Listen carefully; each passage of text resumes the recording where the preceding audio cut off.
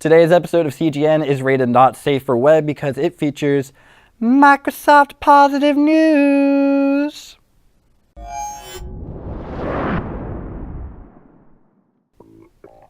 Microsoft has released a gameplay launch trailer for Gears of War 4. The game, which takes place 25 years after the events of the original trilogy, puts players in the role of JD Phoenix and his friends facing a brand new threat of enemies alongside good old Marcus Phoenix.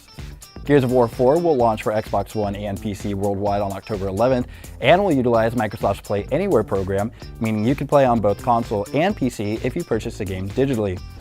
Users who buy the Ultimate Edition can start playing 4 days earlier, starting October 7th. And speaking of Microsoft, according to the studio's publishing general manager Shannon Loftus, Microsoft-developed Xbox Scorpio games will render natively at 4K instead of being upscaled to that figure. In an interview with USA Today, Loftus said, "Any games we're making that we're launching in the Scorpio timeframe, we're making sure that they can natively render at 4K. What third-party developers will do in regards to Scorpio has yet to be discussed."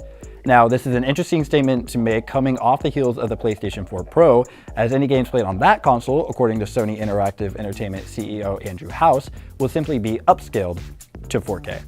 This is a bold move for Microsoft to make, and while the console is still a year away with a set release date of holiday 2017, we are cautiously optimistic to see how the Scorpio rolls out.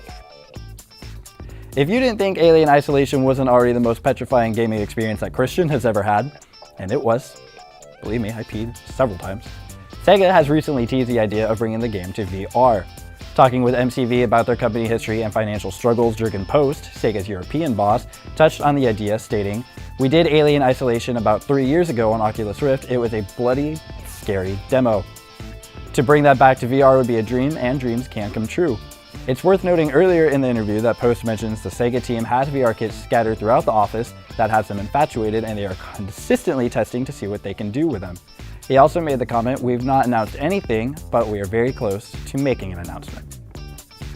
And finally, Hideo Kojima recently brought up the idea of his new title, Death Stranding, having a female protagonist. Ooh.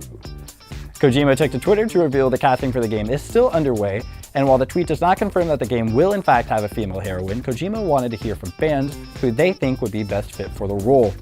He also teases that the game will land sometime before the year 2019.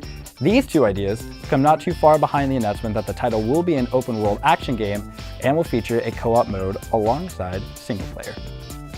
So those are your top gaming headlines for the day. Thank you guys for tuning in, and I will see you on the next exciting episode of CGN. Maybe there will be some positive Nintendo news.